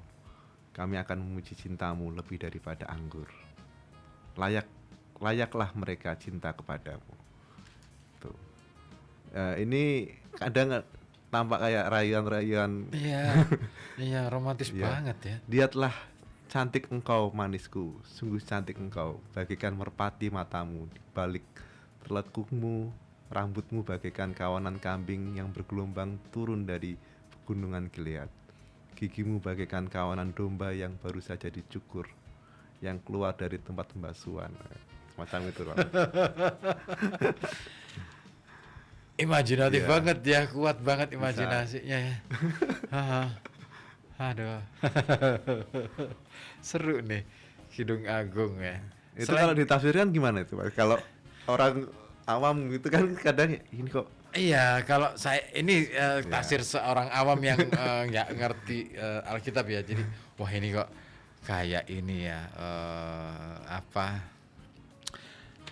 kayak pertama saya baca Khalil Gibran itu kan saya pikir itu bercerita tentang kehidupan percintaan antara laki-laki dan perempuan, sepasang dua sejoli gitu kan. Ternyata kan dia bicara tentang kemanusiaan. Heeh. Nah sama dengan kesan saya waktu baca itu, apalagi malam ini dengar gitu, iya ya, kesannya seperti ini, rayuan seorang laki-laki pada perempuan gitu, pada kekasihnya gitu. Rasanya sih begitu. Aslinya gimana sih? Saya juga nggak tahu persis ya Mas. Yang jelas ini kan tadi suatu ungkapan cinta dari entah dari Allah pada manusia atau manusia kepada Allah, sehingga itu digambarkan sangat-sangat tadi Romantis sangat gitu ya. romantis, sangat luar biasa, memujinya ya mungkin masih masa-masa kasmaran begitu ya. Oh iya iya. Iya iya. Yakin ini indah Terngiang-ngiang banget ya. sampai. Indah banget. Ya mungkin karena itu tadi ya. Maksudnya untuk supaya umat Katolik terutama supaya menemukan romantisme di dalam beragama, romantisme di dalam menjalankan atau membangun relasi dengan Tuhan barangkali Ya, gitu. tidak Ya. hanya sekedar kewajiban itu loh Mas. Ya, kadang-kala Iya. kami diingatkan ya ke gereja itu bukan hanya kewajiban, tapi ketemu Tuhan itu sesuatu yang harusnya dirindukan gitu ya. Saya rindu untuk ngobrol ya, untuk ya berkeluh kesah. Kadang orang taunya doa itu ya sekedar muji memohon, tapi bisa sampai ungkapan hati yang ya kayak ngobrol gitu ya. Tuhan kok saya merasa banyak hal yang nggak bisa saya selesaikan misalnya macam itu dan mengalir. Iya ya, kita lupa mengeluh pada Tuhan tapi kita terlalu banyak meminta ya. Ya Iya gak sih? curhat atau apalah gitu. Lebih iya kan? Kita doa itu kan cenderungnya meminta. Ya. Tapi lupa bahwa kita perlu ngeluh juga loh sama Tuhan. Iya kan? Ngeluh ya, katakanlah cerita lah. Tuhan tadi pagi itu saya telat bangun misalnya. Akhirnya pekerjaanku nggak ada yang selesai. Harusnya gimana dong Tuhan? Kan bisa ya Iya. seperti itu ya. Iya ya, bener juga sih. Iya. Kayak lagi ngobrol sama temen atau sama Iya. istri gitu ya. Kan deket banget deh. Aduh, asik nih. Selain Gedung Agung, apalagi? Atau masih ada lanjutan barangkali yang seru lagi nih? Kalau Kidung Agung kan tadi nuansanya romantis ya Mas ya. Saya ke ini Mazmur gitu Mazmur. ya. Nah ini yang seru nih. Yang ditunggu nih Mazmur. Oke, kalau Mazmur itu ya saya ambil yang Mazmur 8 itu. Ini gambaran tentang manusia, Mas. Nah ini penting banget nih kayaknya nih. Ini memang sebenarnya nggak ada judulnya di sini, tapi ini cara Sistematik penulisan ya. penulisannya supaya orang bisa tahu pesannya seperti ini paling enggak. Nah, ini manusia hina sebagai makhluk mulia gitu kan. Ya Tuhan, Tuhan kami, betapa mulianya namamu di seluruh bumi. Keagunganmu yang mengatasi langit dinyanyikan. Dari mulut bayi-bayi dan anak-anak yang menyusu telah kau letakkan dasar kekuatan karena lawanmu untuk membungkamkan musuh dan pendendam. Apakah manusia sehingga engkau mengingatnya? Apakah anak manusia sehingga engkau mengindahkannya? Nah itu Mas. Jadi saya waktu zaman dulu ya ketika lagi di pendidikan itu, ketika baca ini benar-benar apa ya, melihat diri saya itu kok ya manusia hina, kita sebagai manusia nggak sempurna, tapi tadi diingatkan bahwa Tuhan tetap memperhatikan kita gitu. Nah, ini yang menarik dari Mazmur, ada ungkapan pujian, ada ungkapan kesadaran bahwa ya sebagai insan kita membutuhkan campur tangan Tuhan seperti itu. Dan juga ada pengakuan bahwa sehina ini manusia itu gitu ya. Yes. Yang rapuh, yang gampang berbuat dosa seperti itu. Tapi ya tadi tetap Mirip-mirip ratapan ya Mazmur, bener gak sih? ya ada doa-doa juga sih Mas di situ ya, doa memohon kekuatan untuk perang misalnya seperti itu. Dua ada. kemenangan. Ya, ada juga yang kayak cerpen novel gitu loh Mas. Tapi ini dibungkusnya semacam agak-agak fiksi begitu ya. Ada seorang nabi namanya Hosea. Ya, dia itu diminta untuk menikahi perempuan nakal atau ya kasarnya pelacur gitu loh. Nah ini bagian ini kayaknya seru, tapi supaya tambah penasaran,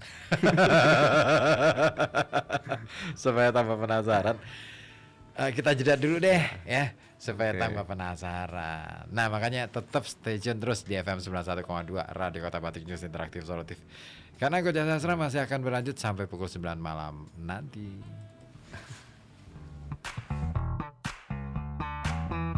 Koja Sastra akan kembali setelah beberapa pesan berikut ini.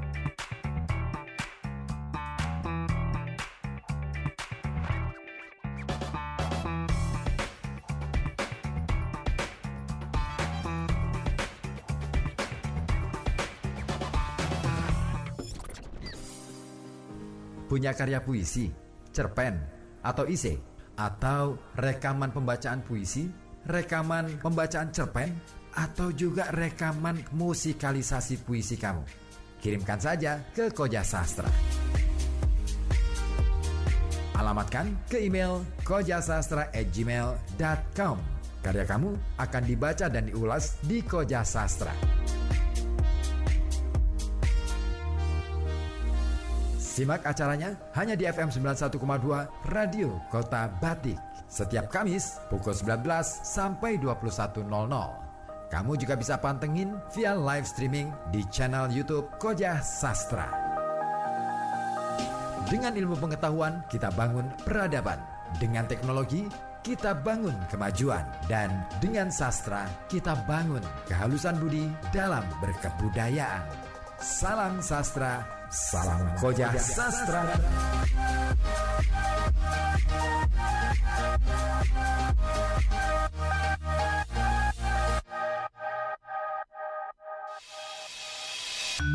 Bro, aku kuwi pengen ngerti sekabehane tentang hal-hal sing ana hubungane karo kotane dhewe, Pekalongan. Lah contone kuwi kaya apa sing pingin kowe reti? Yo kaya hal layanan publik, administrasi pemerintahane, terus data utawa informasi, kaya bangsane informasi publik, transparansi pengelolaan anggaran daerah, terus juga ngrungokke siaran radio Kota Batik FM, nonton siaran Batik TV, karo maca berita-berita sing ana sangkut paute karo Kota Pekalongan. Walah, nek pancen pingin reti sakabehane karo Kota Pekalongan kuwi, saiki gampang bro, tinggal klik bae nganggo Mbah Google. Ya kuwi smartcity.pekalongankota.go.id. Satu solusi untuk Anda yang ingin mengakses informasi atau layanan pemerintah Kota Pekalongan. Kini aplikasi Smart City hadir untuk memenuhi kebutuhan Anda. Melalui aplikasi Smart City, maka kita bisa mengakses dengan mudah untuk segala layanan digital yang berkaitan dengan Kota Pekalongan. Dengan fitur PWA atau Progressive Web Application, maka kita bisa bekerja pada perangkat apapun, responsif terhadap desktop, mobile, atau tablet, serta menginstal aplikasi Smart City ke layar perangkat tersebut pada berbagai sistem operasi seperti Android, iOS, Windows, ataupun Linux tanpa perlu mengunjungi App Store. smartcity.pekalongankota.go.id mentransformasi dan memudahkan akses layanan digital publik di Kota Pekalongan. Dek, mau kemana? Mau buang sampah nih mah. Adek, sampahnya jangan dibuang. Loh, kok malah nggak boleh dibuang? Mulai sekarang kita harus membudayakan pilah sampah dari rumah, Dek. Selain bermanfaat untuk kesehatan lingkungan, kita juga bisa tahu dari awal loh jenis sampah apa saja yang punya nilai ekonomi. Terus cara-cara milah sampah gimana ya? Ayo ikut ayah, kita belajar pilah sampah yuk. Cuma butuh 4 langkah saja kok, Dek. Yang pertama yaitu kita siapkan dulu kantongnya, lalu pilah dan beri label sesuai 3 kriteria sampah. Yang pertama yaitu kantong sampah organik. Ini untuk sampah basah seperti sisa makanan, sayuran, serta dedaunan. Kemudian kantong sampah anorganik untuk plastik, kaca, besi, karet, dan styrofoam. Dan yang terakhir yaitu kantong sampah B3 untuk sampah yang mengandung bahan kimia, baterai, dan barang-barang elektronik. Untuk langkah yang kedua yaitu bilas sampah dengan air secukupnya dan keringkan. Nah, kalau sudah, maka masukkan ke kantong pilah. Dan langkah yang terakhir, apabila sampah sudah penuh, maka satukan berdasarkan jenisnya. Lalu kirim ke bank sampah atau drop box sampah pilah atau recycling center terdekat. Wah, ternyata gampang banget ya pilah sampah dari rumah.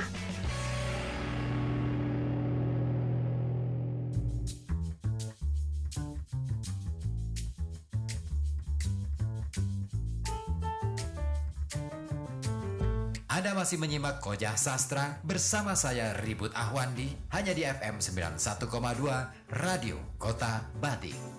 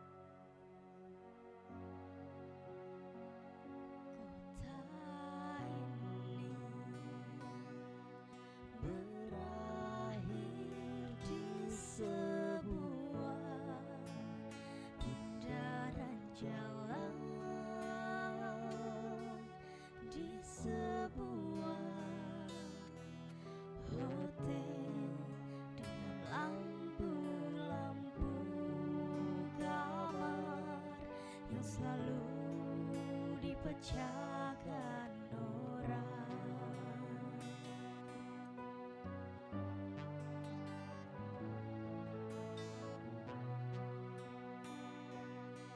Setiap malam suara-suara lenyap ke arah jembatan,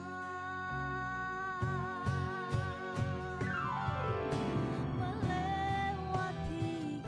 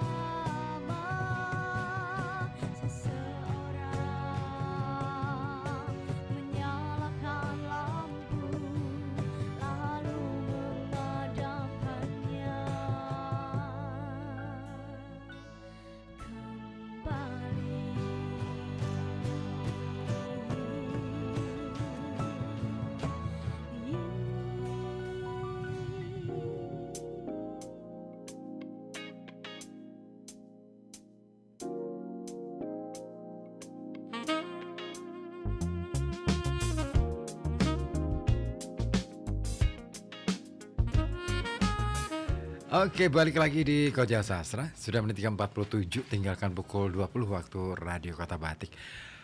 Masih menyisakan 13 menit. Di kopi dulu deh. Nih aku ada kopi. Enak nih.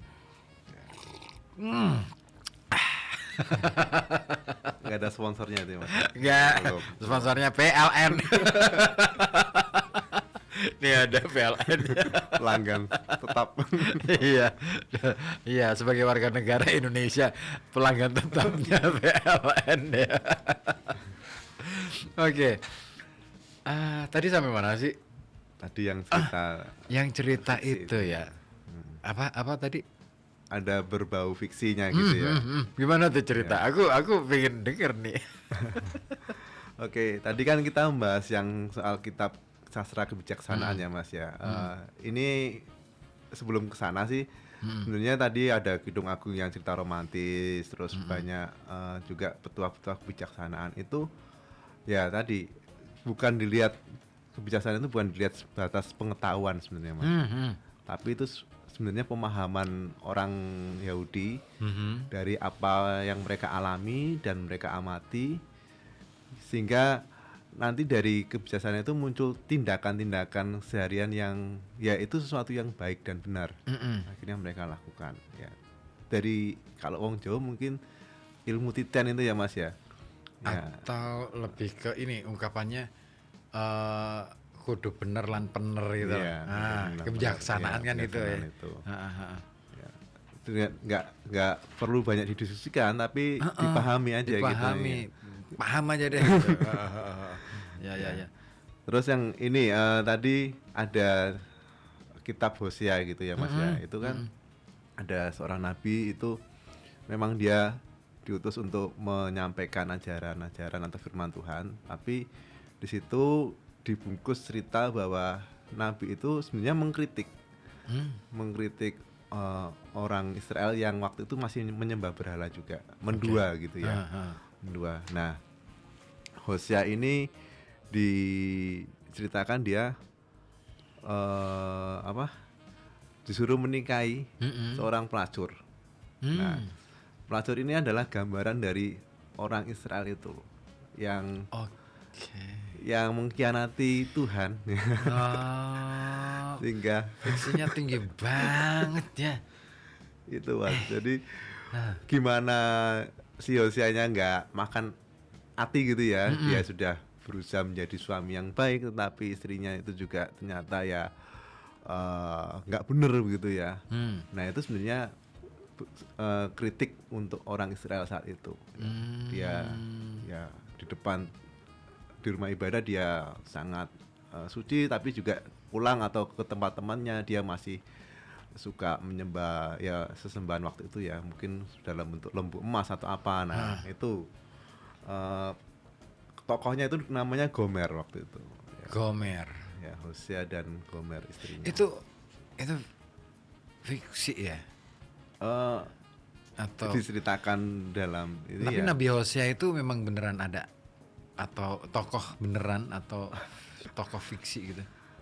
Kalau diakui sebagai nabinya dan pernah ada itu susah dibuktikan sih Mas. Oh iya. Ya, hanya tadi kisah hidupnya Hosea itu diceritakan secara fiksinya itu bahwa dia menikah dengan seorang pelacur. Terus ya itu untuk menggambarkan sebenarnya sisi orang yang tidak setianya itu pada Tuhan itu ya tadi metaforanya ya. Itu. Gila, ini metaforanya kelas tinggi nih. Bener kelas tinggi. Ternyata ada ya, nggak tahu apa. Iya. Profesi atau apa yang katanya sebagai profesi yang paling tua saat itu. Apa tuh? Ya tadi yang saya bilang pelacur itu. Ternyata zaman dulu pun sudah ada penggambaran yang seperti itu, perempuan sundal kalau di sini dikatakan. Ya kan emang dari dulu sudah ada kan era Sodom Gomora. Betul. Ya kan. Nah itu kan juga wah. Dari dulu deh kayaknya ya. Ini keren. I'm speechless. Sebentar, saya mau bacain dulu respon yang sudah masuk nih di WA. Ada Mbak Abbas di Comal. Selamat malam Mbak, kok Pak sih? Mas ribut dong. Kalau Pak itu ketuaan Mbak. Dan Mas Bram, nyimak dari tadi nih, asik dengerin karya sastra dalam Alkitab. Semoga toleransi selalu terjaga, amin. Kita berharap seperti itu ya. Makanya malam hari ini saya hadirkan tema ini supaya kita jadi tahu bahwa ternyata apa yang menjadi beda sebenarnya bukan persoalan beda bajunya, tapi lebih pada kita seneng mempersoalkan bajunya. Entah kebesaran atau kesempitannya. Iya. Bukan ngomong sebagai manusia kepada manusia. Kalau ngomong sesama manusia, clear kita. Nggak ngukur baju gitu loh, ya kan. Tapi kalau yang kita obrolin adalah baju, mana akan selesai gitu. Karena size kita aja udah beda gitu kan. Mas Bram size-nya XXL. Saya XL gitu. XL. Nah itu ya. Oke, terima kasih Mbak Bas. Pak Jafar di Kali Lembu Karangdadap juga ikutan gabung. Terima kasih ya yang sudah gabung. Nah, balik lagi nih ke kekayaan sastra di Alkitab. Oke, Kisah Nabi Hosea yang ditulis dengan cara fiksi. Terus kemudian apa lagi yang menarik lagi? Ya.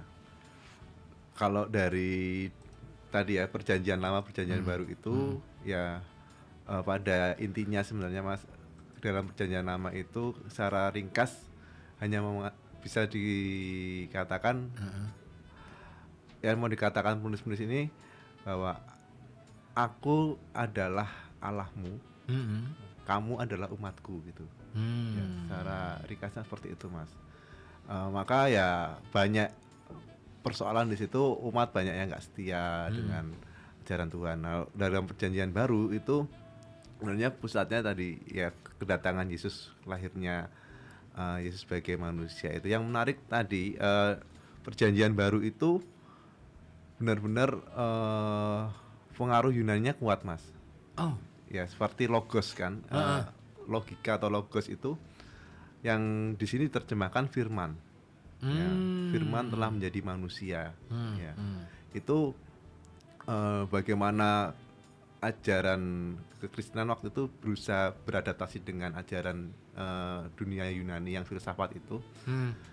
Logos itu adalah ya tadi firman atau ucapan Allah yang kemudian bisa akhirnya mewujud menjadi manusia itu. Nah, itu penjelasannya sangat jelimet ya, yang jelas tadi sabda itu menjadi manusia. Ya ini diskusi waktu kuliah ya Mas ya. Yang kadangkala ya bisa mungkin panjang dan diperdebatkan. Misalnya ya saya karena ini dari perspektif seorang teolog Katolik ya. Jadi kealahan Yesus itu dipadankan dengan dari sisi Islam gitu. Ya setingkat dengan Al-Qur'an gitu loh Mas. Ya, karena kan firman Allah gitu kan. Dan jadi menurut dia nggak benar juga kalau hanya melihat Yesus sebagai sosok nabi gitu ya. Karena di dalam Injil Yohanes itu kan ya kata firman itu menunjuk pada Yesus itu. Firman menjadi manusia. Jadi yang pada awalnya adalah hanya sabda, firman itu ya itu pun bisa dipahami oleh umat muslim misalnya. Ya dalam bentuk kitabnya mereka itu yang diyakini sebagai kebenaran tertingginya. Nah itu ya untuk ke arah sana sih Mas, saya sebenarnya tertarik untuk melihat konteks Pekalongan tadi ya Mas ya, dengan kebinekaan, termasuk Mas Ribut yang mengundang saya itu. Saya benar-benar merasa bisa bisa membagikan ini nih, sangat bersyukur sekali Mas ya. nggak nyangka gitu kok saya gitu. Padahal ya pendeta ya akeh gitu kan. Tadinya tuh mau saya undang itu Romo Suratman, tapi aku nggak punya nomor kontaknya. Akhirnya, wah ini muridnya aja dulu deh. Ya nanti bisa tanya yang lebih sulit ke Romo Ratman. Iya, nanti lain waktu saya akan coba ajak Romo Ratman untuk bisa hadir di sini di studio supaya jadi semakin seru, semakin punya warna RKB ini. Iya, jadi semakin orang menjadi tahu bahwa ini radio milik publik, milik masyarakat. Masyarakat itu ya ada yang Katolik, ya ada yang Kristen, ya ada yang Islam, ya ada yang Buddha, Hindu, Konghucu, semua percaya. ada gitu kan. Nah makanya Indonesia itu ya itu. Gitu.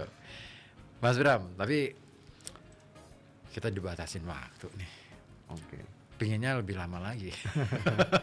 Jadi nggak akan selesai dalam waktu 1 hari kayaknya ya. Bertahun-tahun ya. Kuliahnya aja 4 tahunan lah. Atau bisa lebih. Makanya nggak akan selesai. Makanya supaya semakin penasaran lagi ya, nanti lain waktu deh saya akan coba hadirkan lagi. Oke. Mas Bram, kalau misalkan ada usulan tema apa kek gitu, ngobrolin soal sastra dalam konteks Katolik gitu misalnya, boleh-boleh aja. Nah nggak apa-apa, karena kan kalau di Koja Sastra itu beberapa kali ya sudah kita bahas sastra pesantren misalnya. Kita mencoba untuk melihat karya-karya karya sastra di lingkungan pesantren atau karya-karya sastra yang bernuansa santri. Nah, dan itu sudah sering banget kita bahas.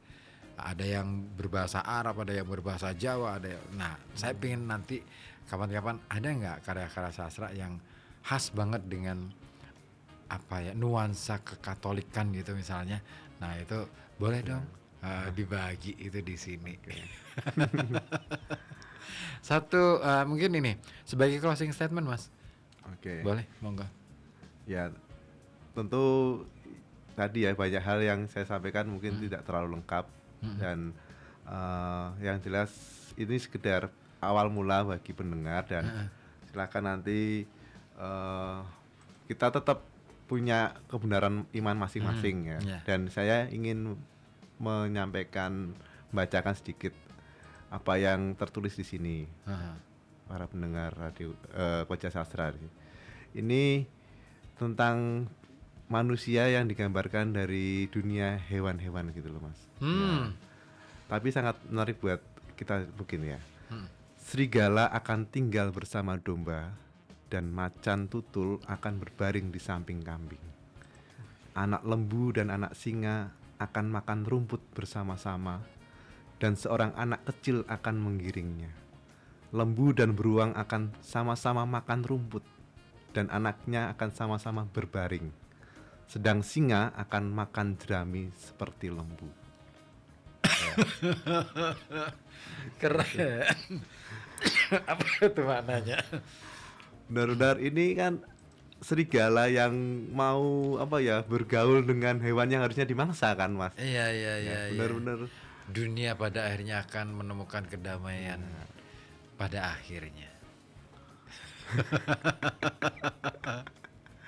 Iya, karena memahami bahwa pertikaian itu sesuatu yang sia-sia. Wah, oke. Thank you Mas Bram atas keluangan waktunya dan kesediaannya untuk hadir di Koja Sastra. Lain waktu saya akan ajak lagi di sini, saya undang lagi, nggak apa-apa ya? Oke. Terima kasih sekali Mas. Kalau sempat dan bisa. Siap.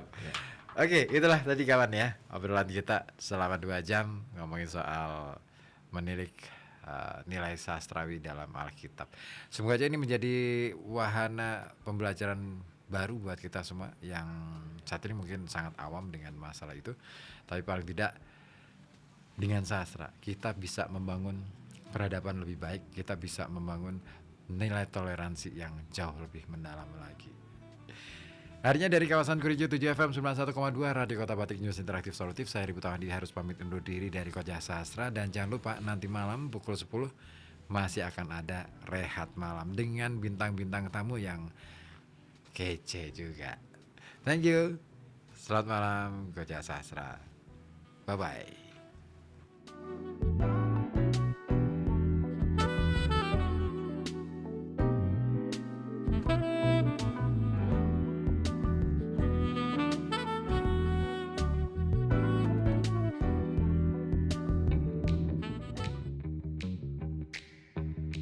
Terima kasih Anda telah menyimak Koja Sastra bersama saya Ribut Ahwandi dari FM 91,2 Radio Kota Batik.